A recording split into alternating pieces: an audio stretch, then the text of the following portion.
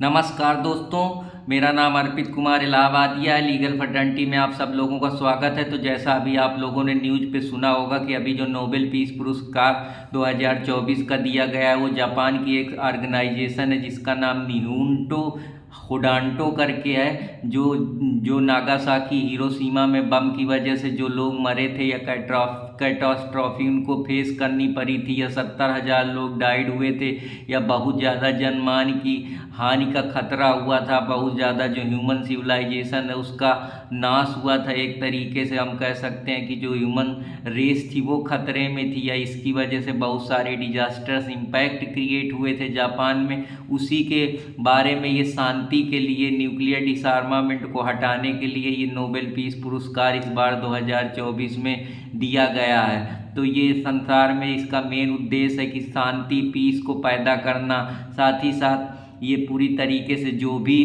शांति या पीस की चीज़ें होती हैं, मानवता की चीज़ें होती हैं, ह्यूमनिज्म को सपोर्ट करती हैं, ह्यूमन राइट को सपोर्ट करती हैं, उनके लिए ये पुरस्कार जनरली स्वीडन एकेडमी के द्वारा दिया जाता है, जो नोबेल पुरस्कार के बारे में घोषणा करती है, बताती है।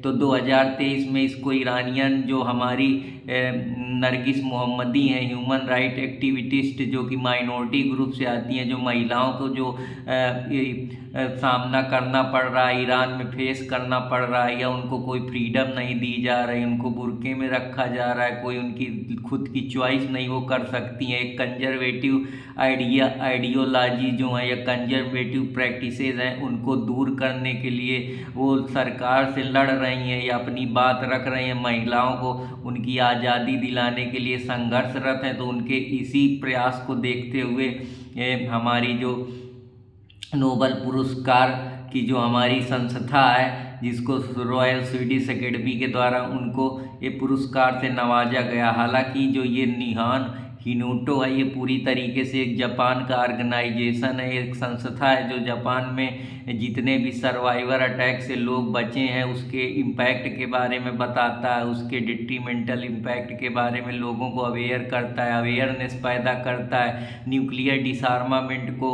रिड्यूस करने की बात करता है, और विश्व में शांति की बात करता है। जैसे अभी जो झगड़े हो रहे हैं, चाहे वो आप इजराइल पैलेस्टाइन का इशू देख लें, चाहे क्रीमिया रसिया का इशू देख लें, या जो और लड़ाइयाँ चलती रहती हैं या अलग अलग कंट्रियाँ एक दूसरे पे तुली रहती हैं, तो ये सारी चीज़ों को शांति की बात करता है, पीस की बात करता है, हार्मनी की बात करता है। तो ये एक प्रकार से हम कह सकते हैं कि जो ऐसा ऑर्गेनाइजेशन है जो विश्व में शांति चाहता है। तो इसका एम है कि न्यूक्लियर वीपन को पूरी तरीके से एबॉलिश कर दिया जाए, सिर्फ उनका जो यूज है वो मानवता के लिए खतरा बन रहा है, वो ऐसा डिजास्टर इम्पैक्ट क्रिएट कर रहा है उससे, चाहे वो रेडिएशन हो, चाहे पॉल्यूशन हो, चाहे क्लाइमेट चेंज हो, चाहे उसके न्यूक्लियर एक्टिव सब्सटेंस हो, जो ह्यूमन रेस के लिए खतरा बन रहे हैं, जो पूरी ह्यूमन सोसाइटी को बर्बाद कर दे रहे हैं। जो हमारा एक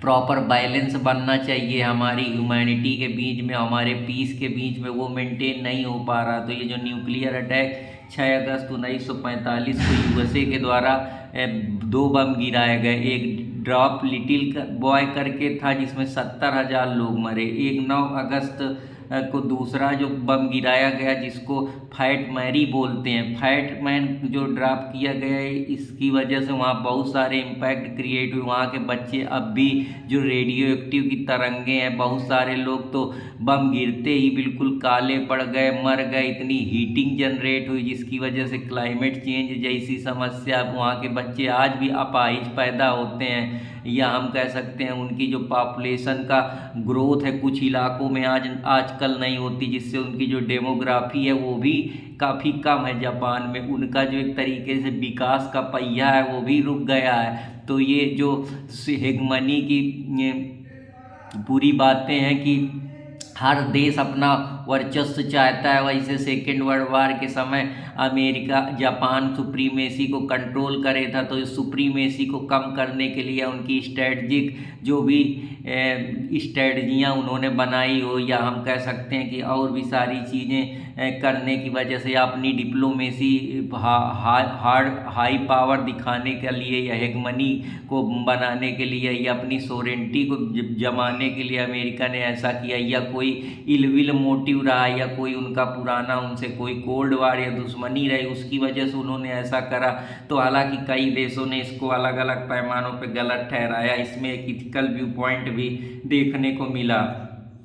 तो ये सारी चीज़ें हुई जिसमें कि ये इथिकली अमेरिका ने गलत कर दिया, पूरी मानवता के लिए खतरा बन गया। जापान जो एक प्रॉस्परस कंट्री थी, उसकी वजह से उसने अपना वर्चस्व खो दिया, अमेरिका इसके बाद सुपर पावर बन गया। हालांकि अमेरिका ने इसके पीछे कई स्ट्रेटजियाँ अपनाई, इतने तरीके अपनाए जिससे वो जापान का जो एक हेगमनी था उसको कन्क्वायर करने में, उसकी जो एक प्रॉस्पेरिटी थी उसको डाउन करने में उसको काफ़ी मदद मिली। जो पाल्स हार्बर में लड़ाई हुई, ये सारे जो कॉसेज हैं या जो इवेंट हैं वो इसके लिए जिम्मेदार रहे।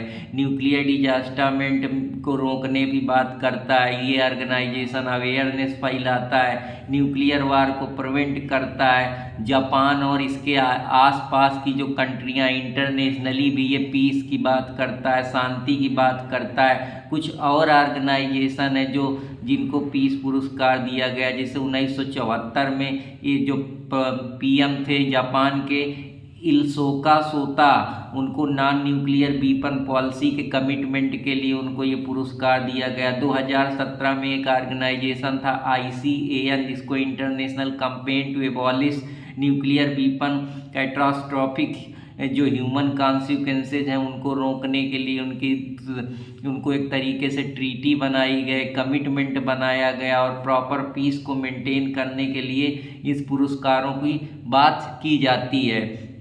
जो और इस बार अदर नोबेल पुरस्कार मिले हैं उसमें लिटरेचर में जो साउथ कोरियन की हांगकांग है उनको ये पुरस्कार दिया गया। और भी अगर हम इसके बारे में बात करें तो इस बार फिजिक्स के क्षेत्र में John J Hopfield and Geoffrey इफ हिलकैंटन को रॉयल स्वीडिश एकेडमी के द्वारा ये पुरस्कार प्रदान किया गया। मेडिसिन के क्षेत्र में इस बार विक्टर एम्ब्रोस को और गैरी रोकून को ये पुरस्कार नोबेल असेंबली कोरोलिंस्का इंस्टीट्यूट के द्वारा प्रोवाइड किया गया। केमिस्ट्री में ये David Baker, James Hassabis and M Jumper को ये पुरस्कार इस बार दिया गया। लिटरेचर के सेट में स्वीडिश एकेडमी के द्वारा ये पुरस्कार दिया जाता है। पीस में ये नॉर्वेजियन नोबेल कम्युनिटी के द्वारा इस पुरस्कार को बताया गया। इकोनॉमिक साइंस के लिए पुरस्कार 1968 से स्वीडन सेंट्रल बोर्ड के दिया जाता है, लेकिन अब ये पुरस्कार royal Swedish academy of science के द्वारा इसको दिया जाता है। कुछ और है इसमें जो चीज़ें मिलती हैं, जैसे इसमें जो पुरस्कार धारक होता है या पुरस्कार जिसको मिलता है उसको गोल्ड मेडल, डिप्लोमा, प्रशस्ति पत्र, साथ ही में कुछ मॉनेटरी अवार्ड भी दिए जाते हैं। जो हमारे इंडिया में फर्स्ट नोबेल पीस प्राइज़ मिला था वो रविन्द्रनाथ टैगोर को 1913 में मिला था, 1913 में, 1913 में। लेकिन जो वुमेन को पहली बार इंडिया में पुरस्कार मिला वो मदर टेरेसा को मिला उनके पीस शांति के लिए 1979 में। तो ये कुछ इम्पॉर्टेंट चीज़ें थी नोबेल पुरस्कार के बारे में जो मैं आप लोगों को बताना चाहता था। फिर मैं अभी इनमें पर्टिकुलर इंडिविजुअल लेकर आऊँगा कि साइंस के बारे में जो फिजिक्स में मिला वो किस चीज़ के लिए मिला, इकोनॉमिक में किस चीज़ के लिए मिला, लिटरेचर में किस चीज़ के लिए मिला। तो अब मैं पूरे जो डायमेंशन है इनको पूरे डिटेल में डिस्क्राइब करूँगा। तो मैं पीस के बारे में अभी एक पर्टिकुलर डायमेंशन के बारे में बताया हूँ। तो आशा करता हूँ कि आप लोगों को लेक्चर पसंद आएगा करेंट इशू से। और जो लोग मेरे चैनल के साथ नहीं जुड़े या लाइक सब्सक्राइब नहीं करें